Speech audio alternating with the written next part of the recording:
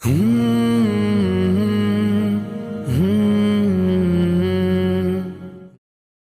मैं एमएस आया मुझे पहले पता नहीं था, बट जब मैं आया तो बहुत अच्छा था, एक्सपेक्टेशन से बहुत हाई था। मैं एक एवरेज स्टूडेंट से एक टॉपर स्टूडेंट में आ गया। लाइन टू लाइन पढ़ाने में सबसे बड़ा हाथ एमएस का ही है। एमएस की फैकल्टी बहुत अच्छी थी, आउटस्टैंडिंग बोल सकते हैं आप। वो जो मॉड्यूल्स प्रोवाइड करते हैं वो भी बहुत अच्छे थे। आप डेफिनेटली वो गोल अचीव कर सकते हैं एमएस के साथ। You have to dedicate yourself to your goal. अस्सलाम वालेकुम, मेरा नाम सैयद अब्दुल क़ादिर है और मैं एक MBBS एस्पिरेंट हूँ। और ये साल अल्हम्दुलिल्लाह मेरे को नीट में 637 मार्क्स आए हैं और रैंक 6464। मेरी बेसिक स्कूलिंग जो स्टार्टिंग से है, यानी किंडरगार्टन से लेके 12th क्लास तक मेरी दुबई में स्कूलिंग हुई है। और मेरा स्कूल का नाम गल्फ़ इंडियन हाई स्कूल है और वहाँ पर मैंने 10+2 भी किया और CBSE बोर्ड से विदाउट एनी नीट कोचिंग। और मेरे 10+2 में सब्जेक्ट्स थे फ़िज़िक्स, केमिस्ट्री, मैथ्स और बायो। मैं सेकंड या थर्ड में था जब मैंने फ़ैसला कर लिया कि मैं डॉक्टर बनूंगा।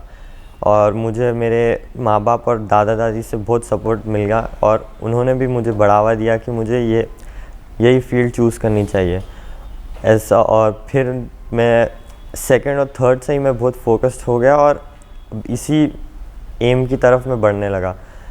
फिर 10th के बाद जब 11th 12th में मुझे सब्जेक्ट्स पता चले तब मुझे आइडिया नहीं था कि मुझे इतना डेप्थ में पढ़ना पड़ेगा। और रियलिटीज़ नहीं मालूम थी मेरे को काउंसलिंग की, कि काउंसलिंग में कितना ज़्यादा कंपटीशन होता है। तो मैं सुपरफिशियल पढ़ लेके फ़र्स्ट अटैम्प्ट में चले गया था।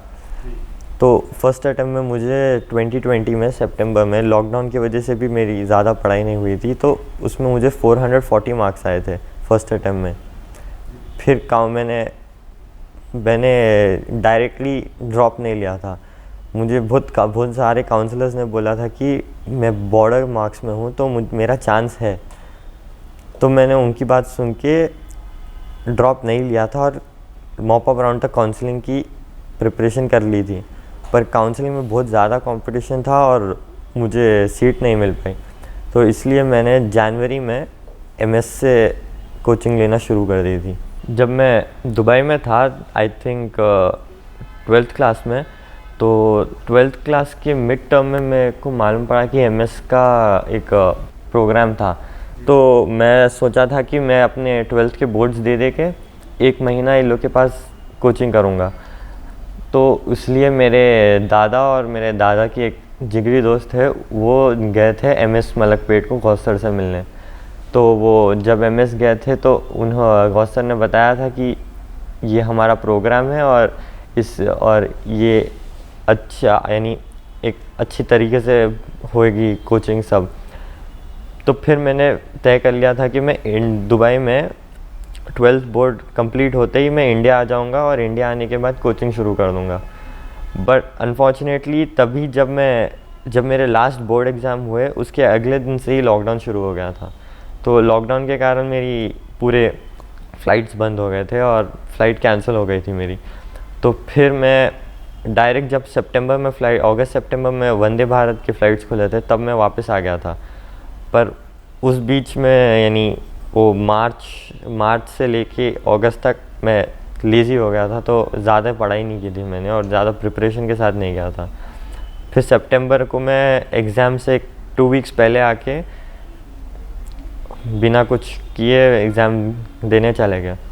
फिर बाद में जब मेरे मार्क्स उतने अच्छे नहीं आए तो मेरे दादा के जिगरी दोस्त थे, उनका भी एक पोतरा या नवासी थी जिन्होंने MS मलकपेट से ही कोचिंग ली थी और उनको ड्रॉप में ही उनको बहुत अच्छे नंबर आ गए और वो अब MBBS परस्यू कर रहे हैं। तो मैंने भी वही किया। तो मैं जनवरी के एंड में ज्वाइन करा था MS। तब गौसर ने मुझे पहले ही लिख के दे दिया था कि आप देखो, मैं आपको बोल रहा हूँ, आपको चैलेंज दे रहा हूँ कि आप 600 से ऊपर मार्क्स लाओगे। अल्हम्दुलिल्लाह 600 से ऊपर ही मार्क्स आए। गौसर बहुत डिटरमाइंड और डेडिकेटेड थे इन सब चीज़ों में। तो जब मैं MS आया मुझे पहले पता नहीं था कि इंडिया में स्कूलिंग कैसी है, क्या होगा। बट जब मैं आया तो बहुत अच्छा था, एक्सपेक्टेशन से बहुत हाई था। और जब मैं मेरे ज़्यादातर क्लासेस तो ऑनलाइन ही हुए, पर 2 महीने हम लोग जब तेलंगाना रिलीफ किया था तो हम लोग ऑफलाइन फ़िज़िकल क्लासेस में चले गए थे। तब वहाँ पर जो लाइव 1-to-1 इंटरेक्शंस था टीचर्स के साथ, वो बहुत अच्छा था और बहुत हेल्पफुल था।